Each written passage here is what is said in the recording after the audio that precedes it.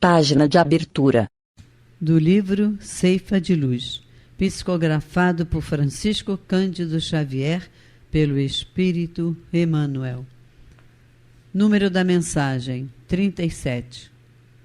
Título: Supercultura e calamidades morais.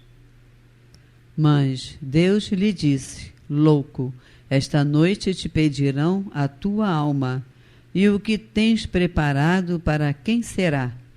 Jesus, Lucas 12, 20. Não basta ajuntar valores materiais para a garantia da felicidade. A supercultura consegue atualmente na Terra feitos prodigiosos em todos os reinos da natureza física, desde o controle das forças atômicas às realizações da astronáutica. No entanto, entre os povos mais adiantados do planeta avançam duas calamidades morais do materialismo, corrompendo-lhes as forças: o suicídio e a loucura, ou, mais propriamente, a angústia e a obsessão. É que o homem não se aprovisiona de reservas espirituais à custa de máquinas. Para suportar os atritos necessários à evolução e aos conflitos resultantes da luta regenerativa, precisa alimentar-se com recursos da alma e apoiar-se neles. Nesse sentido, vale recordar o sensato comentário de Allan Kardec no item 14 do capítulo 15 de O Evangelho segundo o Espiritismo, sob a epígrafe: o suicídio e a loucura.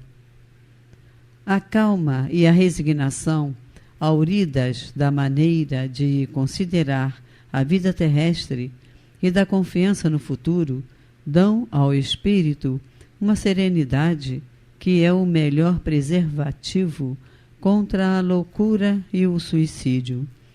Com efeito, é certo que a maioria dos casos de loucura se devem à comoção produzida pelas vicissitudes que o homem não tem a coragem de suportar. Ora, se encarando as coisas deste mundo da maneira porque o Espiritismo faz que ele as considere, o homem recebe com indiferença, mesmo com alegria, os reveses e as decepções que houveram desesperado noutras circunstâncias.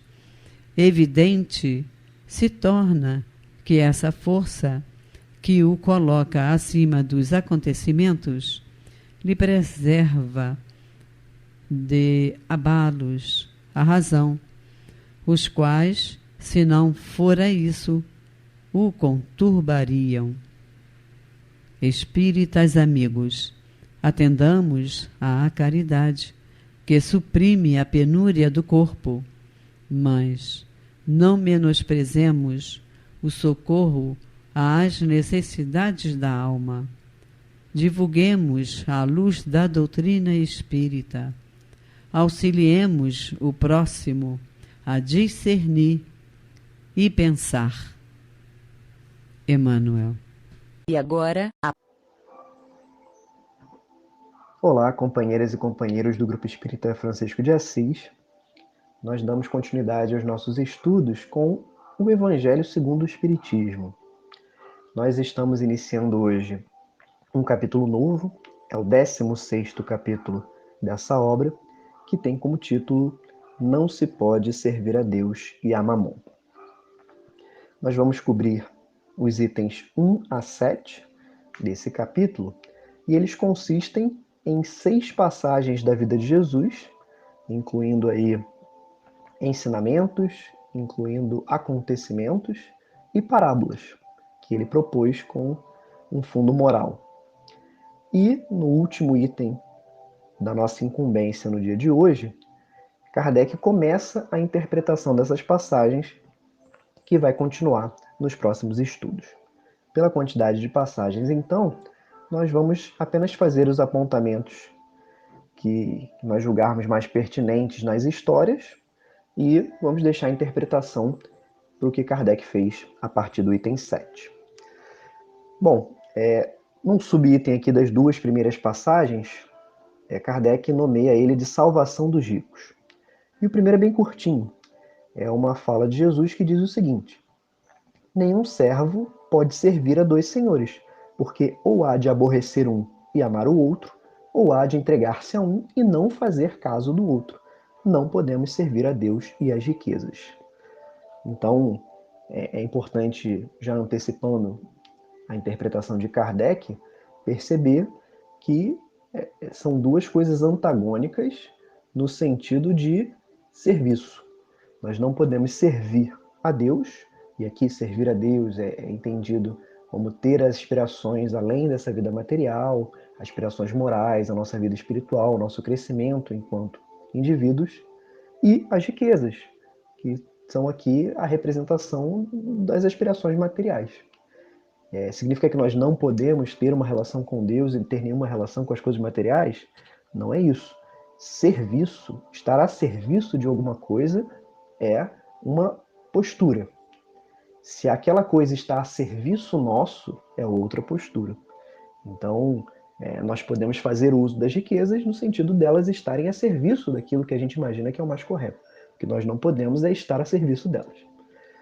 Bem, avançando, ele conta a história que aconteceu de um homem chegando a Jesus e dizendo o que deveria fazer para alcançar a vida eterna. E aí Jesus diz que se ele quer entrar na vida eterna, que guarde os mandamentos. É um jovem que pergunta a ele, mas que mandamentos? E Jesus desfia os mandamentos já conhecidos da lei mosaica, de não cometer homicídio, não adulterar, não roubar, não dizer falso testemunho, honrar pai e mãe, e encerra com o corolário de toda a aspiração ética que a doutrina cristã e muitas outras doutrinas propõem, que é amarás ao teu próximo como a ti mesmo. E o jovem diz para ele que tem guardado isso tudo desde a infância, da mocidade, mas pergunta: o que me falta ainda? E observe que não foi Jesus que disse que faltava algo a ele. Foi ele quem, procurando Jesus, perguntou, ouviu a resposta, pediu esclarecimento e ainda insistiu que, apesar de tudo que Jesus falou, faltava algo a ele. Então havia uma inquietação na alma dele. E Jesus disse: se quer ser perfeito, vá, vende o que tens, dá aos pobres e terás um tesouro no céu. Depois vem e me segue. E o jovem ouviu essa palavra e se retirou muito triste, porque tinha muitos bens. Portanto, a tristeza dele não era não seguir os mandamentos, isso não era difícil para ele. O difícil era se desapegar dos seus bens materiais. Portanto, é interessante perceber que ele traz uma inquietação e a resposta de Jesus à inquietação dele é essa. E quando Jesus fala isso, toca bem no que para ele era mais complicado, era mais difícil de lidar. Era o apego aos bens que ele tinha e a ideia de largar tudo era muito entristecedora para ele. E aí Jesus diz aos discípulos que, em verdade, um rico dificultosamente entrará no reino dos céus. E digo mais, é mais fácil passar um camelo no buraco da agulha do que entrar um rico nos reinos dos céus. E aí, hoje já é bem conhecido que camelo é uma linha muito grossa, um cabo, praticamente uma corda. Então, o que ele queria exemplificar é a dificuldade mesmo de uma pessoa rica entrar no reino dos céus, exatamente por esse apego aos bens materiais, que vai ser melhor discutido por Kardec à frente. Bem, depois temos um subitem com apenas o item 3, que é guardai-vos da avareza. E nisso, um acontecimento da vida de Jesus, um homem do povo diz para que Jesus ajude para convencer o irmão dele de que dividisse a herança. E Jesus respondeu que quem constituiu ele juiz ou repartidor sobre as coisas materiais, né? E acrescentou que eles se guardassem e acautelassem de toda avareza, porque a vida de cada um não consiste na abundância das coisas que possui. E aí propôs uma história, que é a seguinte: o campo de um homem muito rico tinha dado muita quantidade na colheita, e ele ficava pensando, mas o que eu vou fazer? Porque eu não tenho aonde colocar tanta coisa que eu colhi. E aí ele pensa e pensa e pensa e conclui: eu vou derrubar todos os meus celeiros e vou fazer celeiros maiores ainda, que aí sim vai caber tudo que eu colhi dessa vez. E agora sim eu posso descansar. Não, agora tem coisa para muitos anos, eu tenho depósito para largos anos. Vou descansar, comer, beber, vou me fartar. E aí Deus diz ao homem: mas essa noite vão pedir a tua alma, e as coisas que você juntou, para quem serão? E aí Jesus conclui que é assim que acontece com aquela pessoa que fica acumulando tesouros para si, mas não é rico para Deus. É praticamente autoexplicativo e muito forte essa passagem, né? Quantas vezes as pessoas se importam com muitas coisas e a alma mesmo está ali, e quando a pessoa talvez pense em mudar de procedimento, a vida já passou. A quarta passagem é muito conhecida de nós, né, que é a passagem de Zaqueu. Zaqueu era um homem baixinho, era um publicano, ou seja, um cobrador de impostos, e era reconhecidamente corrupto pela sua comunidade. Mas ele queria muito ver Jesus, e uma hora que Jesus estava passando, a multidão não permitia que ele visse porque ele tinha baixa estatura, então ele subiu numa árvore e Jesus, vendo, pediu que ele descesse, porque o próprio Jesus iria à casa de Zaqueu. E as pessoas acharam aquilo muito estranho, diziam: poxa, todo mundo sabe que ele é corrupto, né? E Jesus vai ficar justo na casa dele? E Zaqueu, depois que estava ali dentro com Jesus, disse: estou para dar metade dos meus bens aos pobres, e naquilo que eu tiver sido corrupto com alguém, pagarei 4 vezes mais. E Jesus disse: hoje entrou a salvação nessa casa, porque esse também é filho de Abraão, e Abraão como patriarca, né, do povo judeu, das religiões monoteístas, os judeus, os árabes, os cristãos. Jesus coloca ele ali como um filho de Deus, também um membro daquela comunidade, um herdeiro de uma tradição que tinha, como tem até hoje conosco e com todas as religiões principais, a ideia de ser pessoas boas, de serem pessoas corretas. Então, ele mudou o procedimento dele naquele momento e isso agrada a Deus. E aí ele conclui: porque o Filho do Homem veio buscar e salvar o que tinha perecido. Portanto, uma pessoa que se corrompeu pelos bens materiais e tinha o suficiente para viver, e muito bem, ainda assim, tirando metade dos bens dele, ainda seria suficiente para ele viver e restituir 4 vezes mais a tudo que ele tinha ganho sobre a corrupção. Então vejamos aí que a questão não era nem o fato de ele viver confortavelmente. Mesmo com todas as restituições, ele ainda era capaz de viver. Então isso dá uma dimensão do apego dele e de por que, né, que ele precisava ser corrupto se ele tinha uma vida confortável. Então levantam aí questões que podem ser discutidas nesse estudo e nos próximos estudos.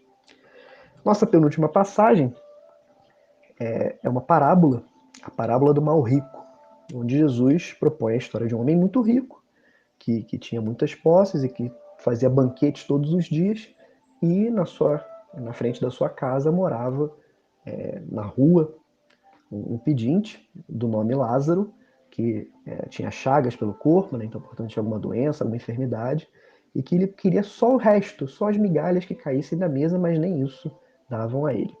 Então ele acabou morrendo, e diz aqui que ele foi ao seio de Abraão. Como a gente comentou, é o patriarca dessa tradição religiosa, então é uma forma de dizer que no mundo espiritual, na outra vida, ele estava numa situação boa. E morreu rico e foi sepultado no inferno.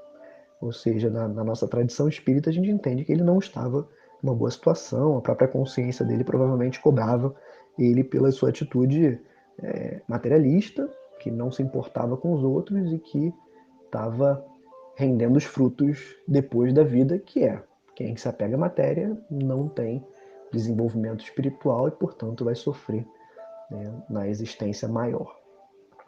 E, nesse tormento dele, ele olhou e viu Lázaro numa situação boa e gritou: Pai Abraão, manda Lázaro para cá para que molhe a ponta do seu dedo na água para me refrescar a língua, porque eu estou sendo atormentado pelas chamas. E Abraão respondeu: Olha, lembre que você recebeu tudo na vida e Lázaro não teve nada. Por isso, agora ele está consolado e você está em tormentos. E, além disso, existe um grande abismo, não tem como passar um para cá e outro para lá. E olha a preocupação do rico na história de Jesus como é interessante. Então eu te rogo que mandes à casa do meu pai, Lázaro, porque eu tenho 5 irmãos. Então se Lázaro for lá falar com eles, não vai acontecer a mesma coisa, porque eles têm um procedimento igual ao meu, quando era vivo. E Abraão disse: Lá eles têm Moisés e têm os profetas, portanto eles sabem o que deve ser feito. E o rico disse: Não, mas se for alguém dos mortos, aí sim eles vão acreditar, né? Vão fazer penitência, pelo que está no texto aqui. E Abraão respondeu: Se eles não ouvem Moisés e os profetas, não vai ser por causa de alguém que volte dos mortos que eles vão se convencer. Portanto, também é uma ilustração do quão difícil é, quando a gente está muito apegado aos bens materiais, sair dessa ilusão. Porque o que não faltam são exemplos, são histórias, são profetas, são figuras representativas que nos indicam um caminho mais espiritualizado, um caminho que leva à felicidade eterna. Mas nós muitas vezes não ouvimos. E é uma boa orientação para nós espíritas, que às vezes achamos que, né, que a doutrina espírita convence a todo mundo. E isso não é verdade. A doutrina espírita é um facilitador. Todos nós que estamos aqui comungando desse estudo, ligados de alguma maneira à Casa Espírita de Francisco de Assis, o Grupo Espírita Francisco de Assis, nós fazemos isso porque nós nos sentimos acolhidos e muito bem. Mas a verdade é que isso por si só não convence.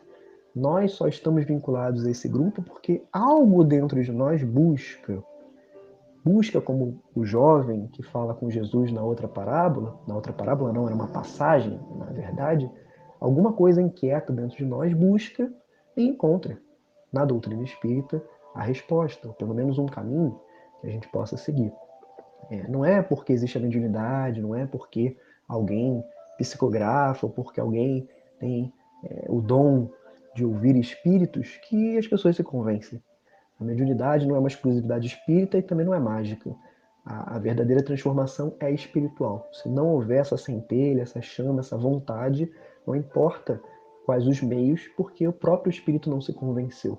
E só nós mesmos podemos nos convencer das verdades espirituais. Ninguém pode forçar a nossa consciência a isso. E a última parábola é a mais conhecida de todas, a parábola dos talentos, na qual um homem distribui aos seus servos uma quantidade de dinheiro.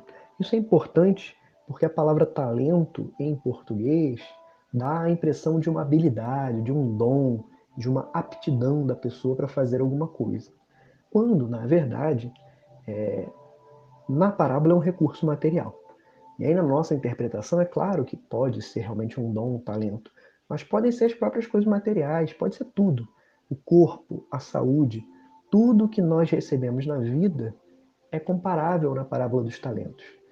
Tudo que nós temos condições, graças a Deus, que nos ofereceu essa oportunidade de estarmos vivos aqui, tudo que nós tivermos de recurso pode ser considerado talento. E aí na parábola, um recebe 5 quantidades de dinheiro, o outro recebe 2 e o outro recebe 1. O Senhor, portanto, distribui dinheiro entre os seus servos de uma maneira desigual e pede que eles cuidem desse dinheiro enquanto ele viaja. Quando ele volta, aquele que recebeu 5 faz negócios, trabalha e consegue dobrar esse capital para 10 quantidades de dinheiro. O que recebeu 2 também faz a mesma coisa e consegue mais 2 quantidades. Mas o que recebeu 1 se assusta com essa responsabilidade, entende que o seu senhor é muito severo e resolve esconder esse dinheiro na terra para que quando ele voltasse, ele desenterra e está aqui, eu não perdi nada. E o senhor fica muito chateado com esse servo e fala que no mínimo ele deveria ter colocado no banco para render juros. O medo dele de perder fez com que ele não fizesse nada. E aí ele tira o dinheiro desse servo, dá para o que tem 10, porque esse soube multiplicar, deu oportunidade, e despede o servo que não fez nada com aquilo que foi confiado. Então, num contexto do capítulo 16, que é não devemos servir, não podemos servir a Deus e a Mamon, num contexto de riqueza material, a parábola pode ser mais literal, sim.